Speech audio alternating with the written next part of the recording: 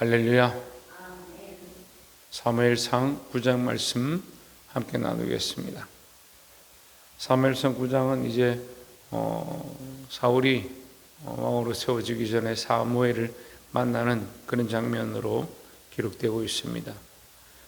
자, 우리가 이 말씀을 통해서 하나님의 뜻을 또한 더욱 보기를 소망합니다.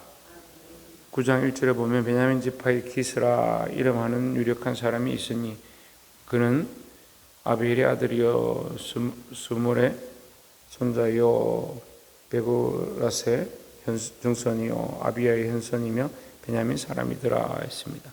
유력하다는 말은 가능성이 높다,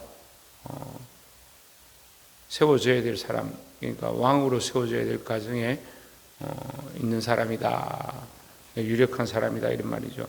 우리 2절에 보면 기스에게 아들이 있으니 그의 아들은 사울이요 준수한 소년이라 이스라엘 자손 중에 그보다 더 준수한 자가 없고 그는 모든 백성보다 어깨 위만큼 더 컸더라 했습니다. 자, 이 사울을 소개하면서 이 사무엘상에서 사울의 모습에 대해서 몇 가지 얘기를 합니다. 그는 아주 준수한 사람이다. 그리고 키가 사람의 어깨보다 더하더라. 키도 아주 크고 준수하고 용모가 참 보기 좋다. 사람들 보기에 괜찮다 이 말이죠. 그래서 그것뿐만 아니고 또 3절에 보면 사울의 아버지 기스가 암나기를 읽고 그의 아들 사울에게 이르되 너는 일어나 한 사람을 데리고 가서 암나기를 찾으라 하매 그가 에브라임 산지와 살리사 땅으로 두루 다녀 보았으나 찾지 못하고 사할림 땅으로 두루 다녀 보았으나 그곳에는 없었고 베냐민 사람의 땅으로 두루 다녀 보았으나 찾지 못하니라 했습니다. 또 성품을 얘기하죠. 아주 효자입니다. 효자고 아주 순종적이죠. 말을 잘 듣습니다. 빠지는 게 없어요. 준수하지요. 용모도 괜찮죠. 키도 아주 크지요. 잘생겼죠. 그리고 또 아버지가 시켰는데 순종하고 잘 실천하는 거예요. 그런데 힘들고 먼 길인데도 아무 불평 없이 인내가 있다는 거예요. 끝까지 잘 참고 여러 가지 조건들이 참 잘 맞는 사람들이에요. 그래서 우리는 이런 사람들을 아주 교회에 충실한 일꾼이다 이렇게 볼 수 있습니다. 예. 신약적으로 보면 장로를 세울 때나 집사를 세울 때 이런 사람들을 세우는 겁니다. 인내심이 있고 참을성이 있고 순종적이고 준수하고 가정을 잘 다스리고 이렇게 조건들이 있습니다. 또 있죠. 보면 8절에 7절에 보면 사울이 그의 사원에게 이르되 우리가 가면 그 사람에게 무엇을 드리겠느냐 우리 주머니에서 먹을 것이 다하였으니 하나님의 사람에게 드릴 예물이 없도다 무엇이 있느냐 하니 사원이 사울에게 다시 대답하여 이르되 보소서 내 손에 은 한 세겔의 4분의 1이 있으니 하나님의 사람에게 드려 우리 길을 가르쳐 달라 하겠나이다 하더라 했습니다. 예. 경우에 맞죠. 여기 사울이 하나님 앞에 해야 될 일을 하고 예의를 잘 갖추고 그래서 선지자를 만나서 물으면 우리 암나기가 어디 있느냐 묻고 우리 집에 어떻게 갈까 이렇게 물어보자 하고 얘기를 하니까 그런데 우리가 뭐 드릴 게 없다. 선지자를 만났는데 아무것도 안 드리면 어떻게 하느냐. 하나님 앞에 나왔는데 우리가 예물을 안 드리면 어떻게 하느냐 이제 그런 식으로 얘기를 하는 거죠. 이 경우에 맞는 거죠. 예의가 바르고 지켜야 될 규례를 잘 생각하는 거죠. 그리고 인간적으로 볼 때는 이게 하나도 빠지는 게 없는 거예요. 아주 완벽한 사람이죠. 그리고 완벽한 것이 참 좋습니다. 우리에게도 완벽한 것이 있어야 합니다. 그렇게 겸손해야 되고 순종해야 되고 또 21절에 보면 사울이 대답하여 이르되 나는 이스라엘 지파의 가장 작은 지파 베냐민의 사람이 아니니까 또 나의 가족은 베냐민 지파 모든 가족 중에 가장 미약하지 아니하니까 당신이 어찌하여 내게 이같이 말씀하시니까 하니 했습니다. 그걸 아주 겸손하죠. 예, 말씀 읽으니까 겸손하죠. 예, 인격이 좋습니다. 준수하죠. 용모도 괜찮습니다. 키도 아주 큽니다.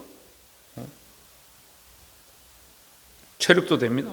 체력이 되니까 순종하고 끝까지 인내하면서 이 두루 지방 다니면서 나귀를 찾아다니죠. 또 예의가 바르고 지킬 규례와 규범을 잘 지키고 거의 완벽하죠. 저도 이렇지는 않을 것 같아요. 얼마나 이렇게 완벽한지. 그 사울이 이렇게 겸손하고 완벽했다. 그런데 그러면 사울이 이렇게 겸손하고 완벽했는데 왜 문제냐? 왜 문제냐?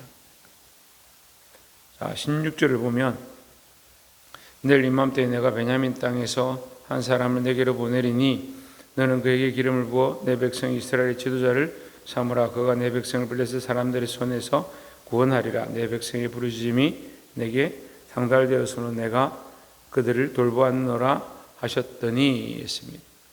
어떤 사람들은 사울을 잘못 선택했다 이렇게 말한 사람들이 있습니다. 잘못 세웠다 이렇게 한 사람들, 생각한 사람들이 있습니다. 그런데 여러분 말씀을 잘 보면요, 한 사람을 내게로 보내리니 누가 보내는 겁니까? 하나님께서 보내는 거죠. 하나님께서 그를 만나게 하시고 그를 인도하시고, 우리 인생에는 우연이 없다 했습니다. 마침이란 단어는 인간들 위해서 쓰는 거고 우연도 인간적인 관점에서 기록한 거지, 하나님의 관점은 우연이나 마침이 없습니다. 때마침 그렇게 됐다 그게 아니라 하나님께서 그 때를 따라서 그렇게 되게 하신 것이고, 우연히 그렇게 이루어졌다가 아니라 하나님께서 그렇게 되어지도록 역사하셨다라는 거죠. 그래서 사울이 우연히 암나기를 잃어버렸고 그걸 찾으러 갔고 우연히 선지자를 만나러 갔고 그렇게 된 것이 아니고 하나님께서 그를 보내셨다라고 말하는 겁니다. 그래서 그 배경은요, 겉으로는 이렇게 보이지만 그 배경 속에는 하나님께서 일하고 계신다는 거예요. 그들의 기도를 듣고 이스라엘의 부르짖음을 듣고 내가 그들을 구원하기 위하여 사울을 보낸다 이렇게 하는 겁니다. 그러면 우리가 한번 봅시다. 사울이 변한 겁니까? 하나님 변한 겁니까? 우리는 말씀을 많이 읽었죠. 그러니까 이거 하나님 변한 게 아니고 사울이 변했구나 이렇게 알고 있죠. 우리가 하나님 앞에 변하면 안 되는 거예요. 변하더라도 하나님이 원하시는 방향으로, 그리스도를 바라보는 방향으로 변해야 되죠. 변하는 사람들이 있습니다. 그런데 어디로 변하네? 변하는 것이 잘못된 건 아니에요. 그런데 우리는 그리스도를 따라서 하나님이 원하시는 모양으로 바뀌어야 되는데 자꾸 사람이 원하는 모양으로 바뀌는 거예요. 그렇게 하면서 우리는 더 좋은 선을, 더 바른 길을, 더 바른 규범을 지키고 더 보기에 좋고 선한 삶을 살기 원한다는 거예요. 그래, 인간의 선이 뭐가 그렇게 중요하냐는 거예요. 우리가 신호를 잘 지키고 규범을 잘 지키고 사람들이 세상의 도덕도 잘 지켜야 되죠. 그걸 안 지키다 사고 나면 큰일 나겠죠. 그런데 좀 제가 심하게 얘기하면, 그럼 신호를 안 지키고 규범을 안 지키고 그렇게 한다고 지옥 갑니까? 안 그렇죠. 근데 우리가 더 중요한 게 뭐냐? 하나님 앞에서 하나님의 법을 지키는 게 더 중요한데 우리의 생각은 자꾸 어떻게 합니까? 세상의 선을 지키느냐, 세상의 도덕을 지키느냐, 그런 데 관점이 가 있습니다. 전에 우리 교회 어떤 분이 장로님 계셨는데 저한테 계속 그런 걸 목사님 이걸 왜 이렇게 합니까? 옷을 왜 이렇게 입습니까? 이렇게 해야 되지 않습니까? 이거는 이렇게 절차대로 하는 게 맞습니다. 이렇게 하는 게 맞습니다. 계속 그렇게 얘기합니다. 저는 속상하죠. 왜 속상하냐? 그렇게 하라고 하는 거 제가 다 했습니다.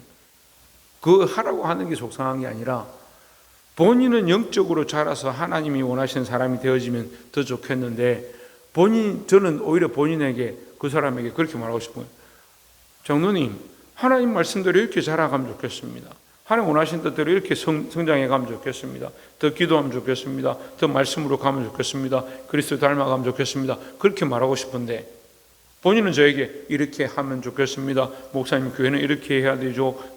기관들은 이렇게 해야 되죠. 돈은 이렇게 써야 되죠. 이렇게 얘기를 합니다.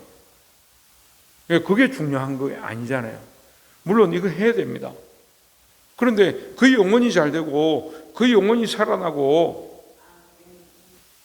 그 하나님 앞에서 바른 그리스도인이 되어져 가는 것이 이 선을 행하고 규범을 행하고 규례를 행하고 그 모습이 준수하고 인격적이고 순종적이고 겸손하기 때문에 하나님이 원하시는 사람이냐? 그렇지 않습니다, 여러분. 근데 우리는 항상 그렇게 보죠. 사울은 이런 사람이다. 그렇게 해야 된다. 근데 다윗을 만나죠.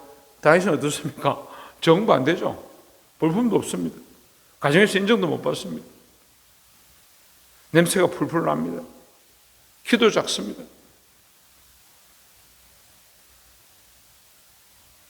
그 부모도 그를 생각하지 않을 뿐더러 사무엘도 다윗을 보고 별로 마음에 들어하지 않습니다. 여러분, 우리의 관점이 어디에 있습니까?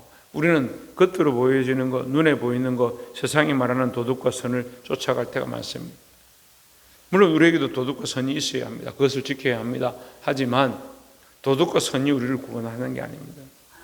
우리는 영적으로 자라가야 되고, 더 중요한 것은 하나님과의 관계, 하나님과의 영적 관계가 회복되어서 하나님 원하시는 참된 선을 행하는 자, 그리스도의 모습을 닮은 자, 예수 그리스도를 닮아가는 자, 그런 자들이 되기를 주의 이름으로 축원합니다. 바리새인들이 규범을 잘 지켰죠. 선을 잘 행했죠. 참 이것이 맞다라고 주장을 많이 했죠. 많은 사람들이 그렇게 가르쳤죠. 그런데 뭐가 없었습니까? 회칠한 무덤이었어요. 겉으로는 깨끗하고 예쁘고 아름답고 보기 좋고 그런 선을 행하는, 그런 규범을 잘 지키는, 심지어 길을 가다가도 사람들하고 얘기하다가도 시장에서도 멈춰서서 시간이 되면 손을 들고 기도했습니다. 완벽하죠. 근데 예수님 뭐라고 합니까? 회칠한 무덤이다. 그 속에 썩었다. 썩어서 구더기가 더글더글하고 죽어진 심령으로 있다. 하나님과의 관계가 죽어 있는데 껍데기가 멀쩡하면 뭐하냐는 거예요. 근데 우리는 뭘 봅니까? 껍데기를 봅니다. 저 사람이 선을 행하는가, 착한가, 규범을 잘 지키는가, 보기 좋은가, 순종적인가, 겸손한가. 얼마나 겸손합니까, 사람들이.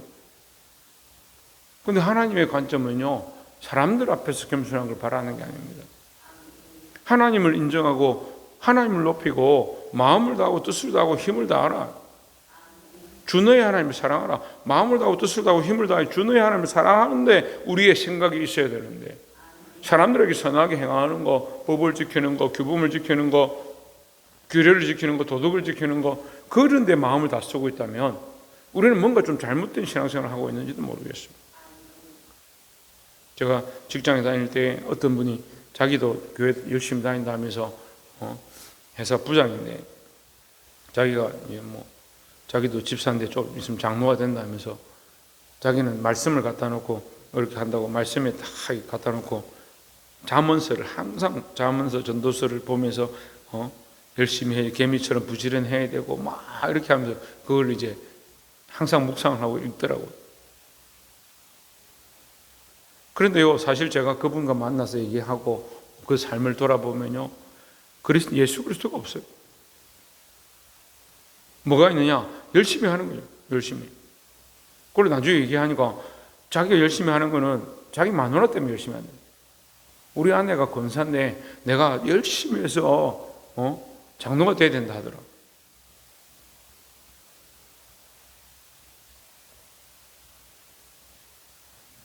사람이 보기에 어떠함이 중요한 것이 아니라 하나님 보기에 어떠함이 더 중요하다는 사실을 알게 되기를 소망합니다. 사울이 원래부터 그랬냐? 안 그랬죠. 원래는 선한 사람이었고 이 말씀대로 훈련돼서 뒤에 가면 심지어 성령의 체험을 하고 성령의 기름 부으심으로 전쟁을 하고 승리하게 되는 그런 모습들이 있습니다. 그런데 어떻게 합니까? 점점 더 교만해지면서 성령이 떠나죠. 그리고 악신이 임합니다. 여러분, 우리가 철저하게 하나님 앞에 서 있어야 된다는 거죠. 사랑하는 성도 여러분, 우리가 이 말씀을 기억하고 우리의 마음과 심령이 하나님 앞에서 겸손하고 예수 그리스도를 바라보고 사람이 원하는 관점과 기준이 아닌 하나님 기뻐하시는 관점으로 더욱 영적으로 성장해 나가는 저 여러분 되기를 주의 이름으로 축원합니다.